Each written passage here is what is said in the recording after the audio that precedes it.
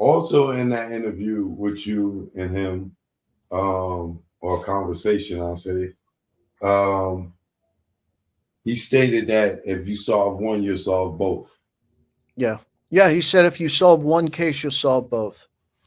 And I had multiple calls with Suge. I mean, I was in actually, believe it or not, Wisconsin at the time. I had driven George Papadopoulos to prison, and I'd literally just gotten back to the hotel when Suge called.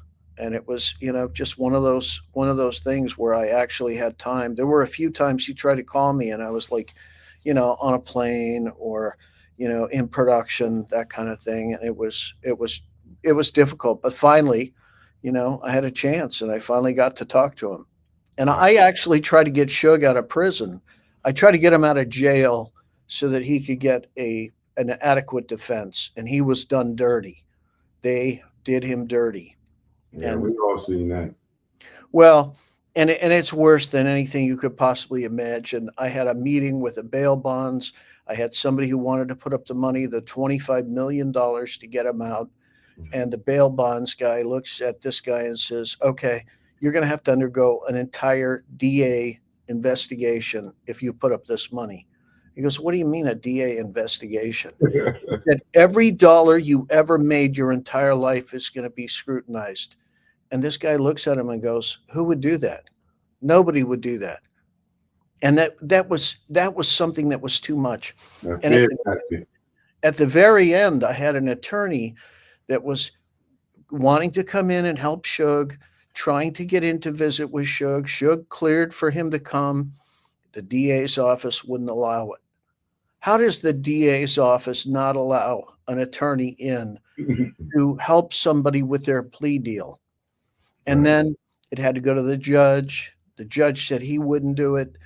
They said he had to fax over a form. He faxes over the form. His number is blocked. His fax number is blocked. He can't fax the form over. He goes over to the jail. The sheriffs at the jail say, "Hey, we can't let you see him." He gets the runaround. He goes back to all three of them several times, and they're told, "Hey, we're just not going to allow Suge to have counsel." Yeah, Who how you gets wind it up with a legal aid. Yeah, and I'm a witness to that. I was and look, here's the thing. When Reggie gets arrested and he needs legal counsel, I will help him get an attorney too, because I thoroughly believe that everybody that's in this country deserves a fair trial, deserves adequate representation. And when you go to help Reggie, I'm gonna snatch your phone and throw it across the street. Well, but the point about it is I think, there's enough evidence for for a thorough investigation, and the Right. thorough investigation will yield more evidence. All right. And So real quick, so yeah, moving on. So the next project after 187 was what? The was assassination? Chaos Merchants. And Chaos Chaos Merchant. Merchants is basically going through all of the files that Russell had, all the files that we could get from people like Sergio Robledo, and compiling those and making sure that every fact was footnoted. So if you want to see like what the shooting was like, there's a section in there with the shooting. You can see what the driver it looks like. You can see the girls what their statement is. The fact that there were two guns, there was somebody shooting over the top of the Cadillac at the same time somebody was shooting from the Cadillac. And it's eyewitness accounts So at let's talk about that real quick, yeah, right? yeah. So talk about what the girls say they saw. Well, and not every girl says they saw the same thing because some of them ducked. When Right. shots rang Yeah, out, they 'cause were I have one of the statement that they gave the night of. yeah, But yeah, got it. yeah. Well, one of them says that there was a second gun that was firing over the top of the car. And so that puts a second gun there. And that kind of, we've been hearing, okay, it was a 40 Glock. We heard that from Frank Alexander.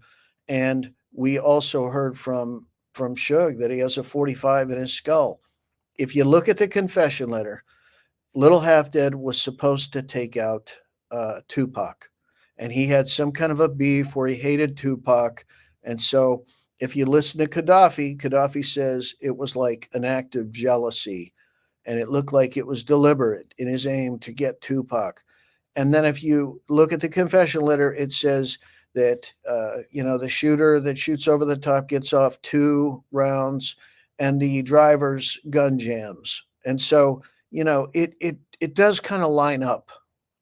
And Russell really felt like we had enough to reopen these cases, and we started having secret meetings with Dave Demersion at the DA's office. And so Russell and I would go to hang out socially, listen to music, drink a few beers, and Dave Demersion on his music break would come over and sit with us. And we had traction with Dave Demersion. When he read Tupac 187, he goes, I'm just not quite feeling it. So when we put together the Tupac murder facts and we gave those to Dave Demersion, which eventually evolved into Chaos Merchants, he said, "Hey, I'm kind of feeling this case now. I feel like we might be able to get some traction." He said, "I need a homicide investigator." And Russell had gone to LAPD.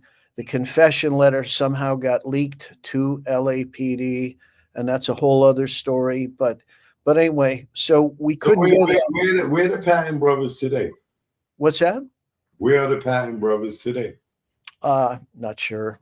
I know that, one of them was living, while I was on that campaign, I had one of the guys come over and tell me that Danny Patton was his neighbor and that he had just moved. And so that was somewhere in Lakewood area, or, it was somewhere in that campaign. They still alive. Yeah. Oh yeah. They're still around. And the one thing RJ did, which I thought was really brilliant, Greg Kading tried to derail the confession letter. So he did an interview with Little Half Dead and the Patton brothers. Mm-hmm. And RJ hired one of those lie detector chicks that came in, just super brilliant. And I haven't seen that video up anymore, but that video is compelling because you can see like tapping that's going on while they're talking. And she goes, "That's a tell that they're lying. That's a tell that they're involved." And she goes through all their testimony, and it's pretty compelling. And I don't think it's been disproven that these guys weren't in Vegas and that they weren't involved. And this all happened with a gentleman by the name of Robert Soria, who had been a confidential informant of Chris Blatchford previously. His information had led to, numerous stories that did well, where, the information was verified. So he trusted Robert Soria. And Robert Soria had his own issues, but I think you have to look at the whole package, and you have to look at it as, okay, there is a witness that says there's a second gun. Suge says he's got a 45 in his skull. Reggie says more recently, Suge is lying. It was only a 40. He getting old. He can't remember. But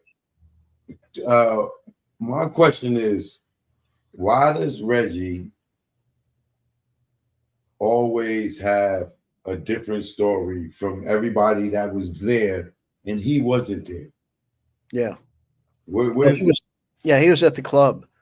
Right. So how would he, like, why does he, how was he able to call his father, but he wasn't at the fight and he wasn't in the caravan of the cars when the shooting happened, but was able to call his father an hour and a half, and then, within the hour, right? So I had these girls ask him, this girl paid him to do an interview.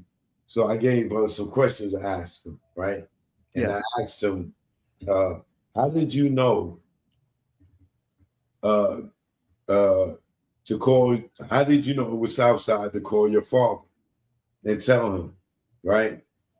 Now, he says, "Oh, when I got to the hospital, Suge told me," right? This is what he says in that interview, right?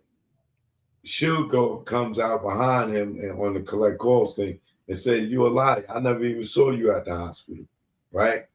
Then Reggie goes and he changed his story and said, "Oh, I ain't say Suge told me. I said Buntry and them came over to the nightclub and told me, right?" And then he changed that to, "Oh, when I got to the hospital, it was people outside talking, and I overheard somebody talking. That's when I called my father." But he said he got to the hospital 3 to 4 hours later, right? He called his father within the hour. His father did about 10 interviews, always said within the hour, Reggie called me and told me. Now Reggie is, now that I tripped him up with the girls, now he's trying to change the time frame to when he found out to 3 to 4 hours, right? Yeah. So when they more recently did that interview with Seaside Police Department, his father tells the story again. And the cop asks him, "Well, how did you know?" He says, "Because Reggie called me within the hour," right? Yeah. Reggie later in the conversation tells his father, "Oh no, it was 3 to 4 hours." His father looking at him like, "Well, what the hell are you talking about?" Like, it's been the same story all this time. But now I done tripped him up. Now he done changed it to 3 or 4 hours because he lied and said Suge told him that's how he found out, right? But we know Suge never identified nobody. Well, and Shook said Orlando wasn't the shooter. He was a Fact, good kid. right? I mean, To this day, right? He says yeah. that, right? So, my question to you is, why Reggie always have a different story from everybody that was there? Well, I can tell you what Russell Poole said about that, and that is the truth always stays the same. The lies are what morph. And so we see that the lies are constantly morphing. And I tracked it down. The first person I could find that talked about Orlando is the shooter was David Kenner. And he told Malik that within minutes after the shooting. So David Kenner's running around saying, it's Orlando Anderson. I mean, doesn't this just smack of a setup? And when you see the Wait, MGM, David Kenner knew that it was Orlando Anderson correct, minutes? according to Malik, that's in Malik's book. Wow. And so when you see the MGM footage, okay, and look, it's surveillance footage from back then. You know, it's not perfect, right? But you can see there's some operation going on. You see a woman who reacts when the fight breaks out, but there's a dude standing there that looks, The sweatsuit, yeah, with the the pillow. jacket or whatever, Yeah, yeah. and he doesn't react. He I just mean, standing there watching. He ain't scared. He not worried. he He's just, knows what's about to happen. They yes. planned on that. And then you see a dude walk through with that same jacket on, whatever it is, the sweatshirt. I think it's like Colorado Avalanche or something. Yeah, It's, you talking about at the end after the cop comes, yep, talks, walks, comes walking through. Orlando out. He come walking out, and Yeah. then you got the dude with the ponytail and the Yep. other guys. They like White beater. they all involved. They're all involved. Remember, Reggie had 24 people working that weekend. Exactly. And we know Kevin Gaines was on special assignment from 2 days before the shooting until 2 days after Tupac passes. So, I mean, it's like, this stuff, we don't speculate about that. There's documents, there's facts, and Right. every fact is footnoted. We know where it comes from. Yeah, was David Mack? Oh, more interesting lately, right? Yeah. So Reggie's talking. Yeah, this is why I keep saying it. If he don't get off YouTube, he's going to jail. Yeah. But he keep on talking. Now he's doing the show and he's talking and he says,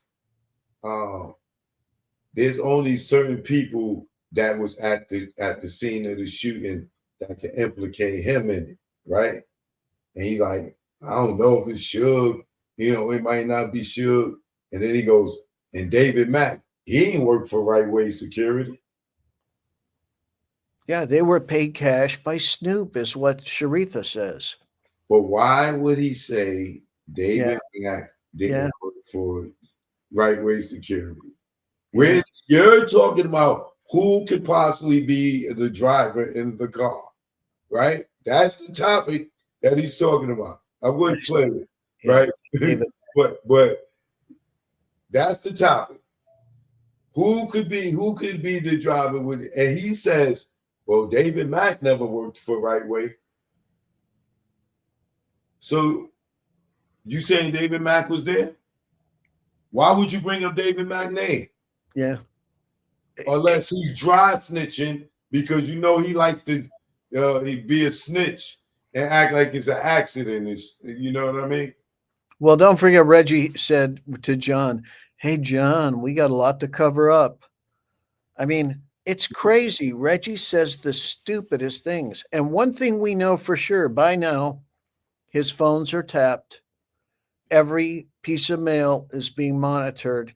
Every meeting he has with anybody likely surveilled. People are being sent in wearing a wire.